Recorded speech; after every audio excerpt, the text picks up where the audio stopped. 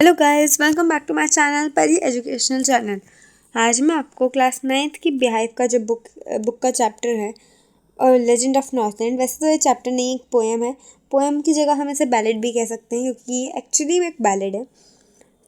इसे मैं आपको एक्सप्लेन करूँगी। तो आइए शुरू करते हैं। सबसे पहले मैंने बोला लेजेंड ऑफ द नॉर्थलैंड, ये एक बैलेड है, BALLAD। इसका मीनिंग क्या होता है बैलेड का, पहले ये देखते हैं। देखिए यहाँ पे आगे लिखा हुआ भी है, ballad is a song narrating a story in short stanzas. ये एक तरीके का सॉन्ग है। हमने सॉन्ग में एक स्टोरी बताई है और स्टोरी को जो हमने लिखा है वो हमने शॉर्ट स्टैंजास में लिखा है। ठीक है, मेन इसमें यही है, तो बैलेड इसे ही कहते हैं हम। तो अब हम ये शुरू करते हैं। इस पोएम में this poem narrates the legend of an old lady who angered Saint Peter because of her greed। इसमें दो करेक्टर हैं, वो सबसे मेन है। एक है सेंट पीटर, ठीक है, सेंट पीटर, और दूसरा है ओल्ड लेडी। ये दो ही करेक्टर की मेन बात हुई है यहाँ पे, और वैसे तो किसी की बात भी नहीं हुई है। अब इसे समझना शुरू करते हैं। Away away in the Northland, बोले कहीं दूर नॉर्थलैंड में। नॉर्थलैंड एक ऐसी जगह है जहाँ पे डेज बहुत छोटे होते हैं और रातें लंबी होती हैं। सिंपल कहें तो विंटर सीजन की बात हो रही है, जहाँ पे डेज छोटे होते हैं, नाइट्स लॉन्ग होते हैं। लेकिन नॉर्थलैंड ऐसी जगह है जहाँ पे पूरे समय ही ऐसा रहता है। ठीक है, where the hours of the day are few and the nights are long in winter. यहाँ यही बोला है, नॉर्थलैंड कौन सी जगह है जहाँ पे रातें लंबी होती हैं और डे छोटे होते हैं। नॉर्थलैंड की बात हो रही है।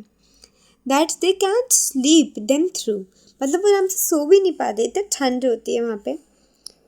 Where they harness the swift reindeer. Swift reindeer मतलब जैसे सांता क्लॉज जिस पे बैठ के आते हैं ना, उसे हम ये कहते हैं स्विफ्ट रेंडियर। रेंडियर आगे लगे होते हैं, जिसे वो खींचते हैं वैसे।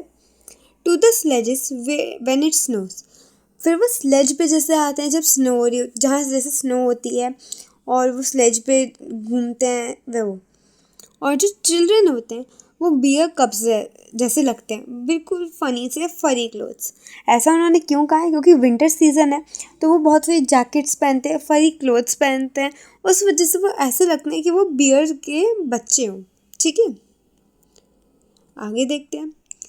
अब यहाँ पे they tell them a curious story, वो बच्चों को एक क्यूरियस स्टोरी बताती है। जो ऑथर है उसे नहीं लगता कि ये ट्रू है, शायद उससे उन्हें कोई एक लेसन भी मिल जाए। अब वो टेल बताना शुरू करता है। Once when the good Saint Peter lived in the world below and walked about it preaching just as he did वो कह रहे हैं एक बार की बात है, सेंट पीटर जैसे हैं वो रहते हैं, वो वर्ल्ड में घूमते रहते हैं, वॉक करते रहते हैं कहीं भी। वो वैसे ही कर रहे थे। वो एक डोर के पास आए। डोर किसका था? कॉटेज का। वहाँ पे वो अंदर आए, डोर को जैसे खोल के अंदर आए तो उन्होंने अर्थ के साइड में पास जाके देखा, मतलब जब वो अर्थ के इधर उधर ट्रैवल कर रहे थे तो उन्होंने जाके देखा कि एक ओल्ड लिटिल वुमेन है, वो केक्स बना रही है और उसे बेक कर रही है हर्थ पे।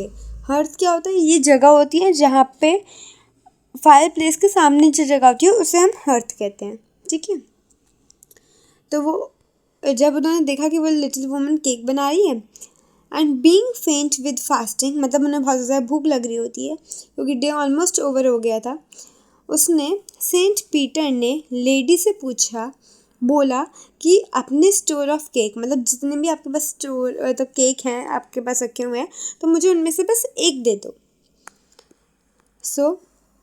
उसने क्या किया, जो ओल्ड लेडी थी उसने एक छोटा सा केक बनाया और उसे बेक करने के लिए रख दिया।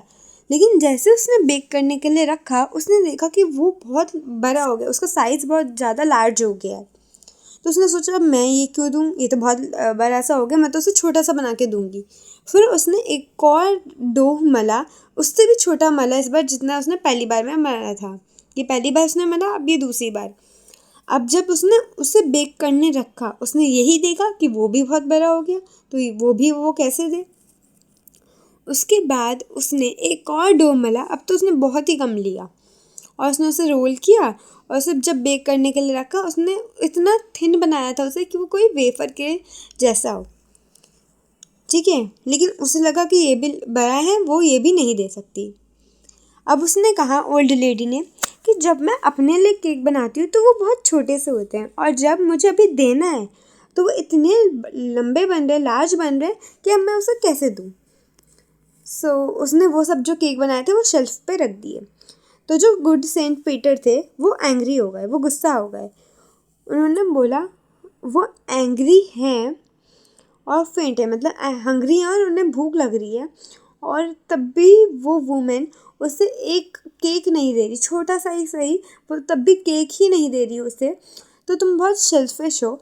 और to dwell in the human form, तुम्हें ह्यूमन फॉर्म में रहने का कोई मतलब महत्व नहीं है तुम्हारे पास फूड भी है, शेल्टर भी है, फायर भी है जिससे तुम जैसे गर्म रहो, तुम वार्म रहो। तो अब तुम्हें ह्यूमन फॉर्म में रहने का कोई अधिकार नहीं है। तो you shall build as the birds do, तुम्हें ऐसा होना चाहिए जैसे जो बर्ड्स होती हैं, उनके पास कम खाना होता है, पूरे दिन वो मेहनत करती हैं।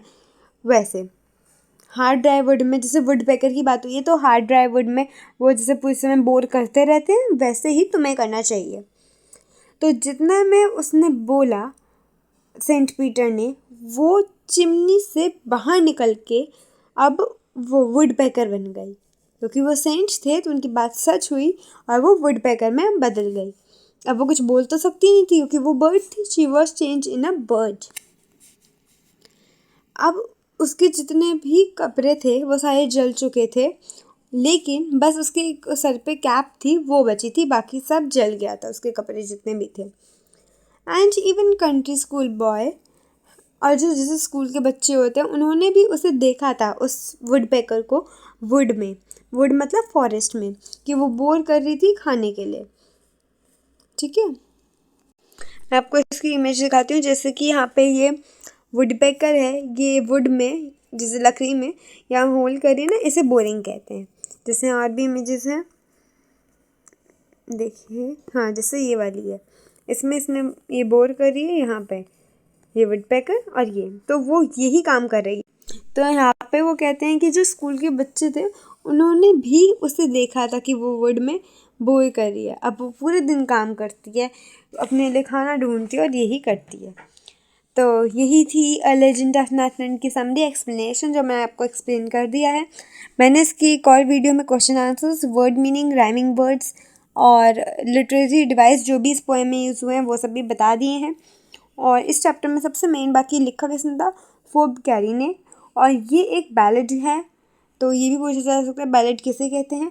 बाकी जो भी क्वेश्चन आंसर्स हैं वो सब मैंने आपको बता दिए हैं दूसरी वीडियो में। तो अगर आपको मेरी वीडियो पसंद आई हो तो please like, share, comment and subscribe to my channel. Thank you guys, bye bye.